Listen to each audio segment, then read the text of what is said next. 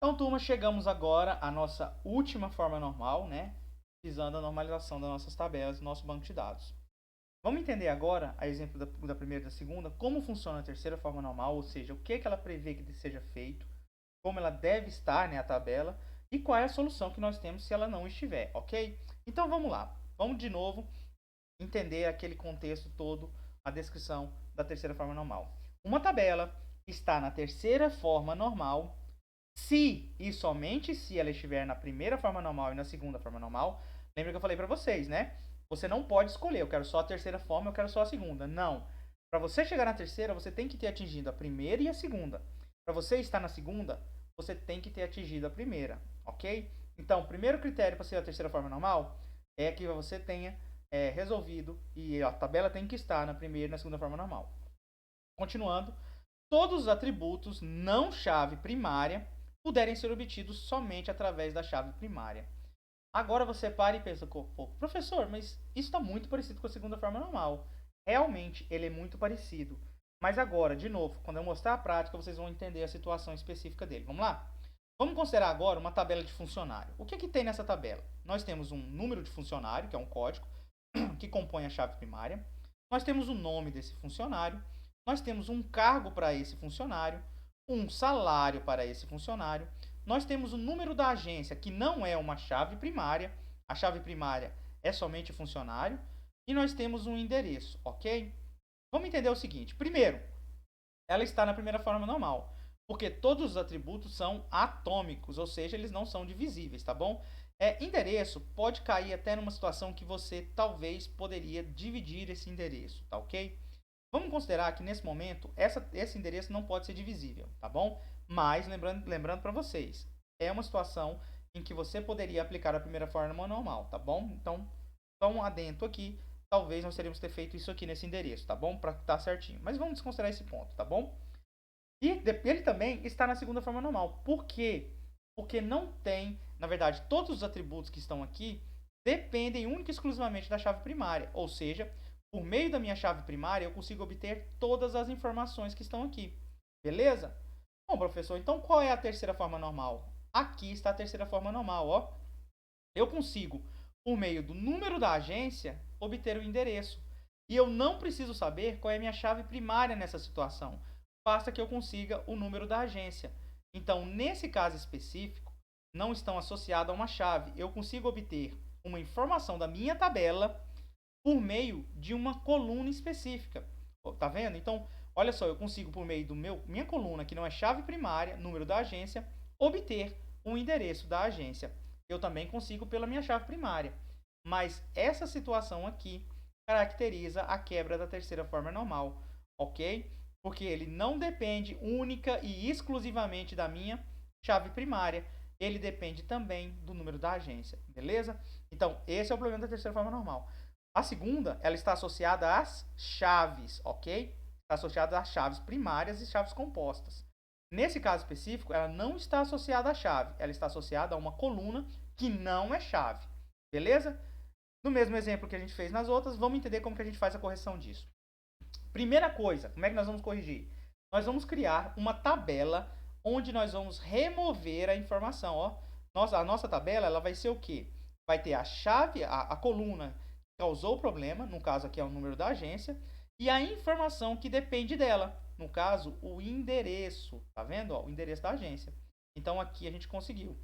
Vamos definir a chave primária dela, o número da agência, ou seja, a coluna que causou todo o maldito problema. Tá aqui, ó. Toda ela que causou todo esse problema, agora ela está em uma nova tabela chamada de agência. E nós temos agora ela como chave primária, beleza?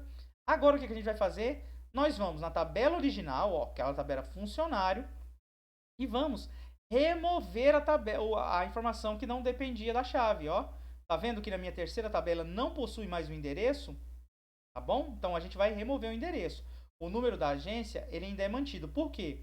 Porque como quarta etapa, a gente vai configurar o número da agência de funcionário para ser uma chave estrangeira em agência, ok? Então, com isso aqui, nós resolvemos. Por quê? Porque agora todas as colunas que estão aqui dependem da minha chave primária. e por meio de nenhuma dessas eu consigo obter informações aqui.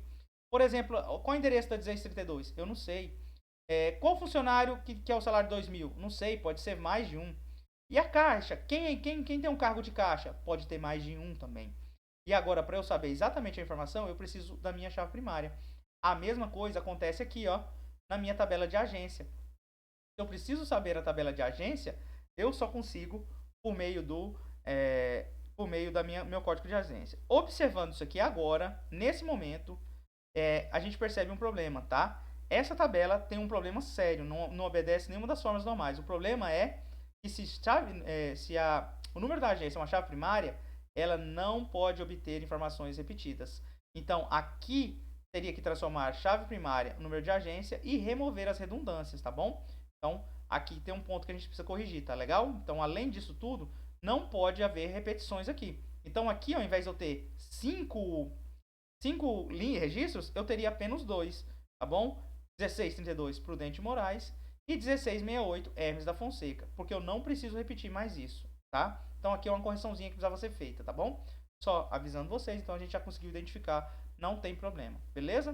Então recapitulando a terceira forma normal, ela prevê que não pode haver uma coluna da minha tabela que não seja chave e tenha forma de se obter uma outra informação dela, tá vendo? Ou seja, existe uma dependência dela, tá vendo? Eu consigo, pelo número da agência, obter o meu endereço. E o número da agência não é uma chave primária. Então, isso fere a terceira forma normal. Como que eu corrijo isso? Construindo duas tabelas, removendo o campo que é redundante para uma tabela e transformo a associação entre elas por meio de uma chave estrangeira, ok? Então, pessoal, fechando essa parte da terceira forma normal, nós entendemos como funciona a normalização, vimos as 3 situações em que elas podem ser aplicadas, existem outras, como eu disse, mas para nossa disciplina, o foco principal são essas 3 formas, tá bom? Então, por meio delas, sempre que você for criar um banco de dados, observe a sua tabela. Ela está na primeira forma normal? Se não estiver, faça a correção. Se passou na primeira, vai para a segunda forma normal. Tá ok a segunda forma normal? Ou seja, você tem chaves compostas, mas você consegue obter todos os conteúdos por meio delas, você não tem uma dependência funcional parcial, então tá ok. Passa para a terceira forma normal. Você tem uma coluna específica na sua tabela que consegue obter parte da informação da sua tabela e ela não é uma chave primária, então você não está na terceira forma normal.